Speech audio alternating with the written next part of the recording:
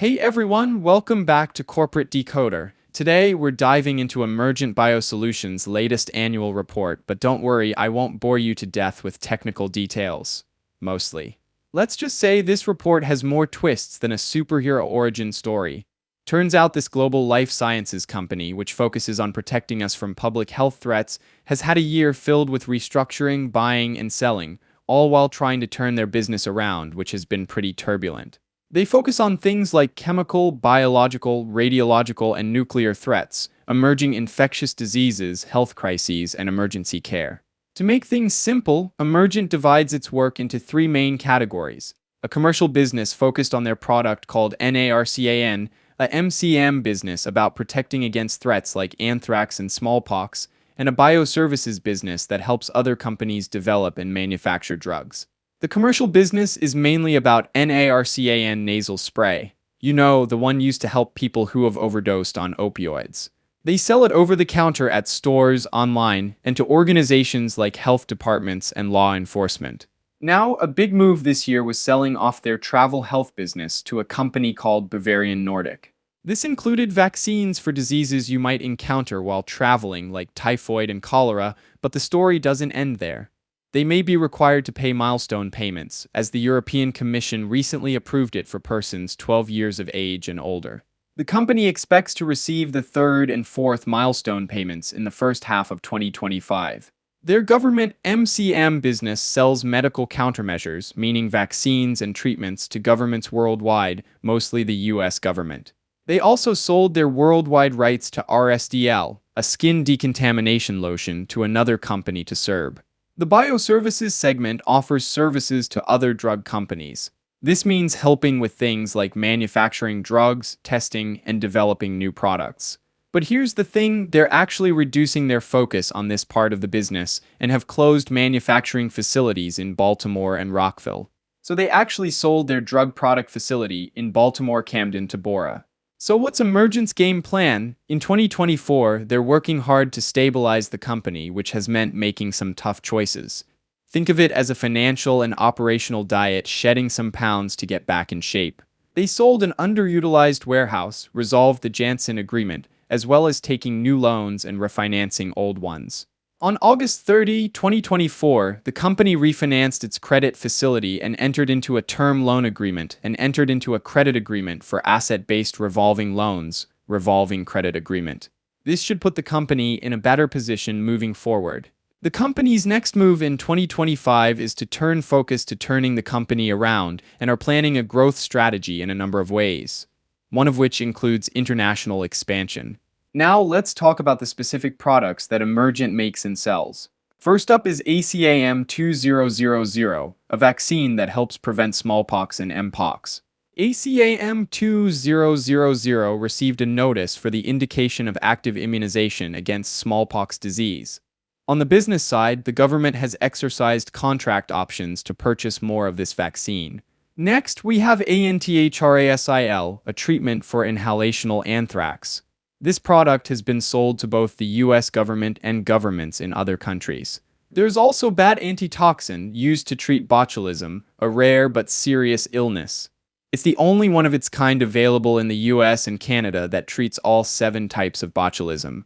This antitoxin continues to be sold internationally. Then there's Biothrax, a vaccine to prevent anthrax.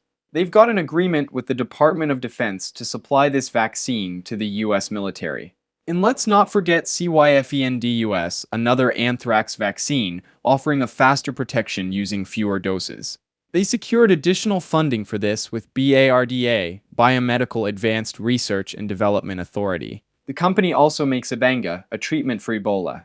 BARDA elected to exercise Option 1, valued at approximately $41.9 million under the contract for work related to drug substance engineering, scale-up, stability, process validation, and commercial readiness.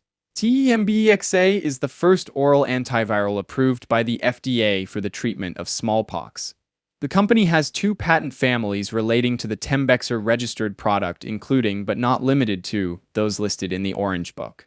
The latest expiring United States composition of matter patents expires in 2034. Finally, there's VIGIV, a treatment for complications from smallpox vaccination. The main customer here is the US government. On the commercial side, there is NARCAN, a spray to combat opioid overdoses.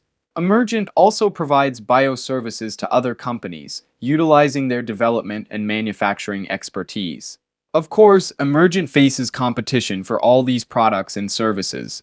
For ACAM 2000, they compete with JYNNEOS vaccine.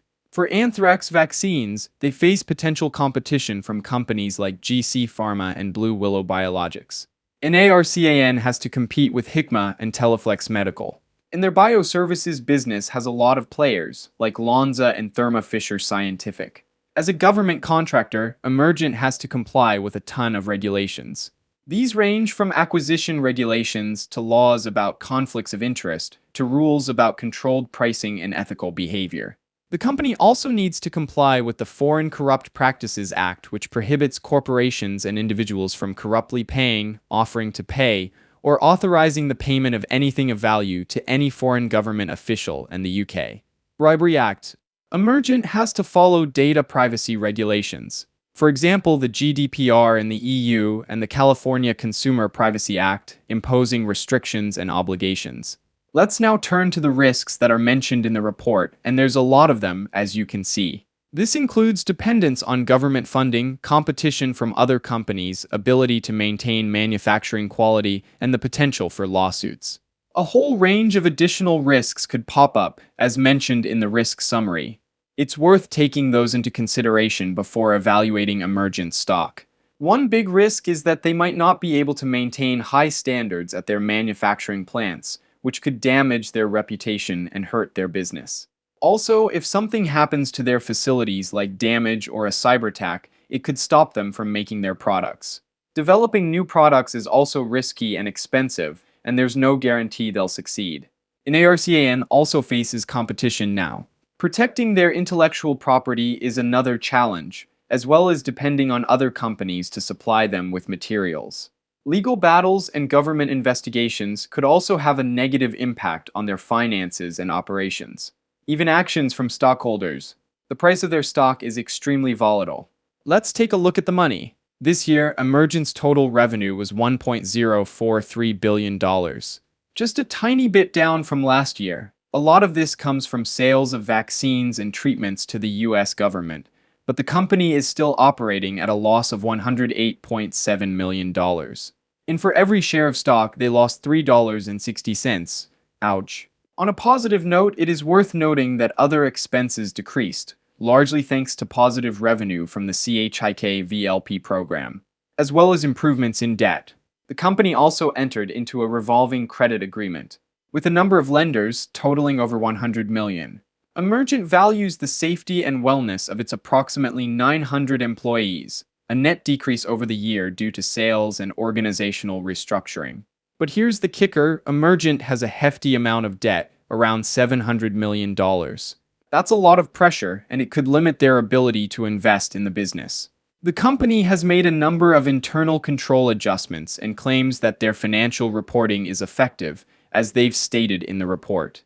On January 14, 2025, the company announced an agreement with Hikma Pharmaceuticals Inc., in which the company obtained exclusive commercial rights for product sales and marketing in the United States and Canada to Hikma's Kloxxado registered naloxone HCl nasal spray, an 8 mg naloxone agent. Alright, let's break this down. Emergent BioSolutions is in a tough spot. While they're a key player in public health preparedness, they're facing a lot of financial and operational challenges. On the plus side, they're making smart moves to stabilize the company by selling off some assets and streamlining operations. They also have some solid products in their portfolio, like NARCAN and their anthrax vaccines, which continue to generate revenue. They also try to maintain a working relationship with governmental entities to reinforce their business. But those debt levels are a major concern. It's going to be hard to invest in new products and grow the business with that much debt hanging over their heads. Plus, they're facing increasing competition for some of their key products, especially NARCAN. It looks like the company is focusing more on profitable growth and moving away from the company's bioservices division, so it will be interesting to see how that plays out. In summary, Emergent BioSolutions is a company at a crossroads. They have a valuable mission and some strong assets, but they need to navigate a complex financial landscape to ensure a healthy future. Given the risk and the potential benefits, Emergent is a situation that requires an investor to keep a close watch. Thanks for watching. If you found this breakdown helpful, please like, comment, and subscribe for more corporate deep dives.